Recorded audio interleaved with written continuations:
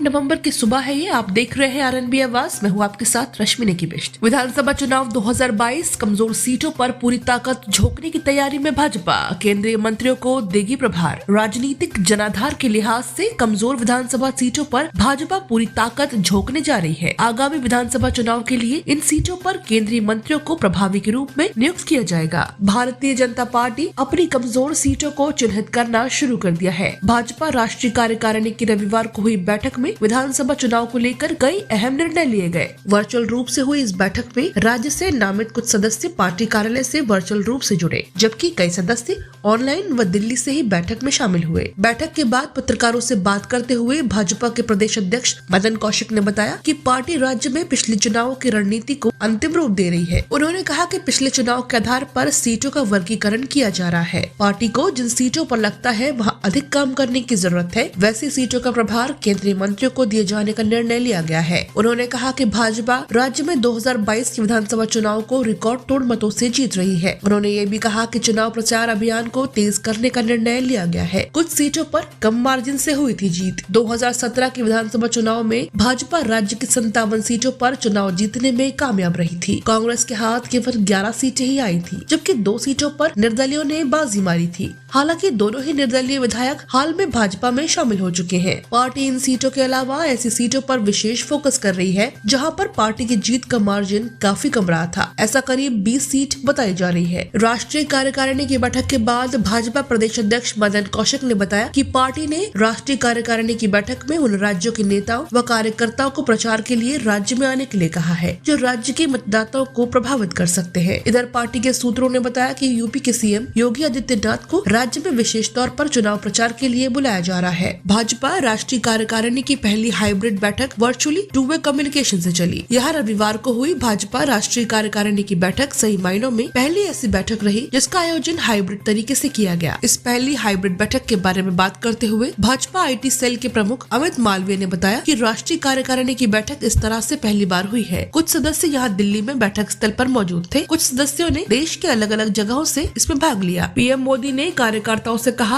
आम आदमी के लिए आस्था का पुल का काम करे। प्रधानमंत्री नरेंद्र मोदी ने रविवार को भाजपा कार्यकर्ताओं से लोगों तक पहुंचने आम आदमी के लिए विश्वास के पुल के रूप में काम करने को कहा। यह NDMC कन्वेंशन सेंटर में भाजपा की राष्ट्रीय कार्यकारिणी की 1 दिवसीय बैठक के समापन सत्र में अपने संबोधन में उन्होंने इस बात पर भी प्रकाश डाला कि आज भाजपा जिस स्थान पर है वह इस तथ्य के कारण है कि वह हमेशा से ही आम आदमी से जुड़ी हुई है। वहीं कांग्रेसी नेताओं ने किया महंगाई के खिलाफ विरोध प्रदर्शन। लगातार बढ़ रही महंगाई के विरोध में रविवार को उत्तराखंड के कांग्रेसी नेताओं ने देश भर में तमाम जगहों के पेट्रोल पंप पर एकत्र होकर केंद्र सरकार के खिलाफ नारेबाजी करते हुए जमकर विरोध प्रदर्शन किया। इसी क्रम में राजधानी देहरादून में भी राजा रोड स्थित पेट्रोल पंप पर कांग्रेस प्रदेश अध्यक्ष गणेश गोदियाल के नेतृत्व में कांग्रेसी नेताओं ने केंद्र सरकार के खिलाफ प्रदर्शन किया है। इस दौरान पूर्व मुख्यमंत्री हरीश रावत ने सिर पर सिलेंडर रखकर अपना विरोध जताया। हरीश रावत ने कहा कि महंगाई बेलगाम हो गई है और देश भर में लगातार यह बढ़ती जा रही है। हालांकि दीपावली के मौके पर राज्य सरकार ने डीजल पेट्रोल के दामों में थोड़ी कमी जरूर की है, लेकिन वह सिर्फ एक राजनीति का हिस्सा है। साथ ही हरीश रावत ने कहा कि कांग्रेस प्रदेश अध्यक्ष गणेश गोदियाल को ये सुझाव दिया गया है कि जल्द ही गैस सिलेंडर के कार्यालयों के बाहर भी महंगाई के विरोध में प्रदर्शन किए जाए। गौरतलब है कि बीते कुछ दिनों से देश भर में महंगाई चरम पर है। आलम यह है कि डीजल और पेट्रोल के दाम अभी भी कई राज्यों में 100 का आंकड़ा पार कर चुके हैं, तो वही सिलेंडर और खाद्य तेल के दाम भी लगातार बढ़ते जा रहे हैं, जिसको लेकर विपक्षी दल कांग्रेस प्रदेश भर में महंगाई के खिलाफ प्रदर्शन कर रही है और केंद्र सरकार से यह मांग कर रही है कि पेट्रोल डीजल के साथ ही महंगाई पर लगाम लगाई जाए। तो अभी की अपडेट में इतना ही। मुझे दीजिए इजाजत, मिलेंगे जल्द ही एक नई अपडेट के साथ। तब तक देखते रहिए RNB आवाज। नमस्कार।